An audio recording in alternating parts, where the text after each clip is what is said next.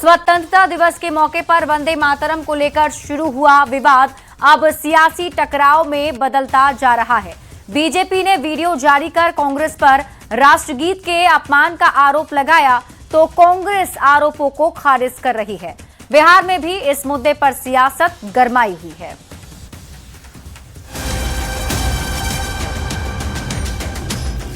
स्वतंत्रता दिवस, तिरंगा और राष्ट्रीय गीत, ये वो प्रतीक हैं जिससे देश की भावनाएं जुड़ी। लेकिन इस बार स्वतंत्रता दिवस पर वंदे मातरम को लेकर सियासी संग्राम छिड़ गया है। बीजेपी ने कांग्रेस का ये वीडियो जारी कर सवाल उठाए हैं। बीजेपी ने आरोप लगाया कि वंदे मातरम के दौरान कांग्रेस नेताओं का रवैया आपत्तिजनक था। बीजेपी प्रवक्ता प्रदीप भंडारी ने वीडियो शेयर करते हुए कांग्रेस पर निशाना साधा, लेकिन कांग्रेस की तरफ से आरोपों को खारिज किया गया और कहा गया पूरा वंदे मातरम गाया गया। लेकिन विवाद अब सोशल मीडिया से निकलकर सियासी मंच तक पहुंच गया है। वंदे मातरम का विरोध सिर्फ वही मानसिकता के लोग कर सकते हैं जिनकी मानसिकता दिमागी नक्सल इकोसिस्टम की मानसिकता है, और यही दिमागी नक्सल इकोसिस्टम की मानसिकता का दृश्य हमने कल जब देश स्वतंत्रता दिवस मना रहा था, हमने कांग्रेस पार्टी हेडक्वार्टर्स में सोनिया गांधी जी और राहुल गांधी द्वारा किया गया विरोध में देखा। 16 घंटे की बहस हुई, हमने अपनी राय रखी, मैंने खुद सारा इतिहास बताया जो प्रधानमंत्री और गृहमंत्री को जानकारी थी नहीं। सारे सांसदों को मैंने अवगत कराया कि किस संदर्भ में वो वंदे मातरम का निर्णय लिया गया है, पर इंदिरा भवन में पूरा वंदे मातरम गाया गया है। राष्ट्रगीत के अपमान पर केंद्रीय गृह मंत्री अमित शाह ने कांग्रेस पर निशाना साधा। कहा, कांग्रेस मुख्यालय में बड़ा पाप हुआ है। 80 साल के बाद बंकिम चंद्र चट्टोपाध्याय का ये अमर गान जब फिर से सम्मान प्राप्त कर रहा है, वो भी सोनिया गांधी को रास नहीं आता है। कांग्रेस के लोगों को शर्म आनी चाहिए। 80 साल के बाद बंकिम बाबू का ये अमर मंत्र, अमर गान जब फिर से सम्मान प्राप्त कर रहा है, वो भी सोनिया जी को राज नहीं आता है। वंदे मातरम के अपमान पर बिहार में भी सियासत गरमाई हुई है। बिहार बीजेपी के अध्यक्ष संजय सरावगी ने राहुल गांधी और कांग्रेस पर तुष्टीकरण का आरोप लगाया, तो दरभंगा से बीजेपी सांसद गोपाल जी ठाकुर ने कहा, वंदे मातरम तो गाना ही होगा। उन्होंने राहुल गांधी से माफी मांगने को कहा है। मुसलमानों के वोट बैंक में इतना कांग्रेस गिर जाएगी, सोनिया गांधी, राहुल गांधी गिर जाएंगे कि राष्ट्रगीत का अपमान करेंगे। साफ दिखाई पड़ रहा है। जैसे इनको राष्ट्रगीत सुनने में लगता था कि जैसे हमारा उनको मुसलमान का वोट दिखाई पड़ता था। रोड पर उतर गए हैं।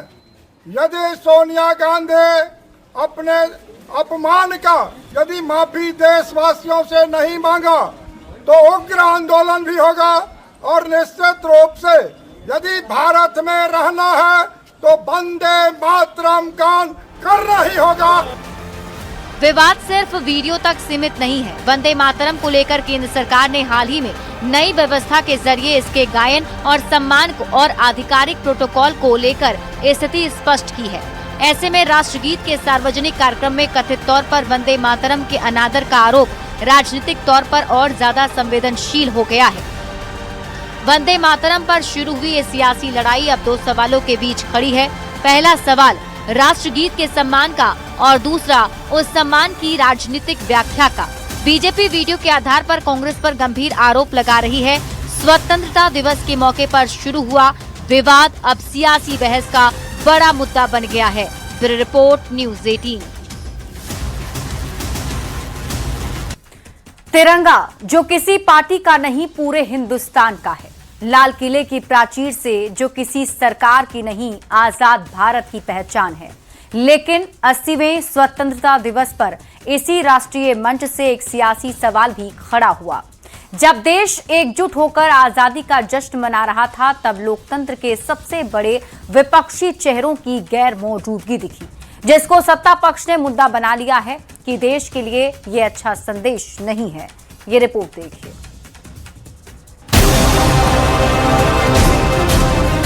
आज जो इस समारोह में उपस्थित है, उन सब के लिए आज एक ऐतिहासिक पल भी है। कल यानी 15 अगस्त जब पूरा देश 80वां स्वतंत्रता दिवस मना रहा था, उत्सव और गर्व के आगोश में डूबा था, गूंज रहा था जन गण मन और फिजाओं में लहरा रहा था हमारा तिरंगा।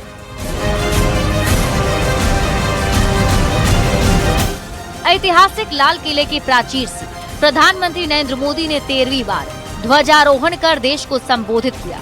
सभी मंत्री महोदय और बड़े बड़े नेता मौजूद थे। लेकिन जरा सोचिए, जब 140 करोड़ देशवासी अपनी आजादी का जश्न मना रहे थे, जब लाल किले का हर कोना देश के वीर सपूतों के शौर्य और सम्मान को सलाम कर रहा था, तब लोकतंत्र के दो सबसे बड़े चेहरे, लोकसभा में नेता प्रतिपक्ष राहुल गांधी और राज्यसभा में नेता प्रतिपक्ष मल्लिकार्जुन खड़गे वहां से नदारद है। सवाल सिर्फ कुर्सियों के खाली रहने का नहीं, सवाल उस परंपरा का है जो राष्ट्र के प्रति प्रतिबद्धता सिखाती है। सत्ता पक्ष के नेताओं ने इस पर तीखा प्रहार करते हुए साफ कहा है कि ये गलत परंपरा की शुरुआत है। ये पहली बार हो रहा है कि विपक्ष के नेता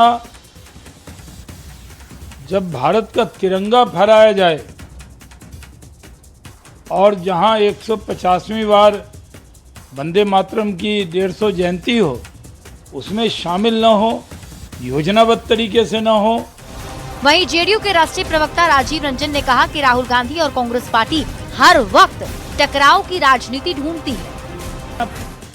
सीटों के क्रम निर्धारण को लेकर के इतने महत्वपूर्ण अवसर पर राहुल जी अगर वहां उपस्थित नहीं होते हैं, तो ये बेहद दुर्भाग्यपूर्ण है। हर समय अनावश्यक टकराव की मुद्रा में राहुल जी खड़े रहते हैं। ये कहीं ना कहीं जो परंपराएं हैं, उनका सम्मान हर राजनेता को करना चाहिए। राजनीति अपनी जगह है, विरोध के अपने मंच है, चुनाव की अपनी जंग है, लेकिन लाल किला किसी पार्टी का मंच नहीं।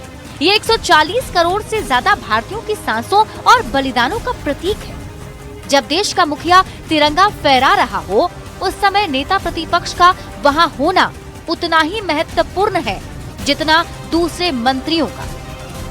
लेकिन दूसरी तरफ कांग्रेस की ओर से ये तर्क सामने आता रहा है कि मामला सिर्फ समारोह का नहीं, बल्कि सम्मान और प्रोटोकॉल का भी। 2024 में राहुल गांधी की सीट को लेकर विवाद हुआ था।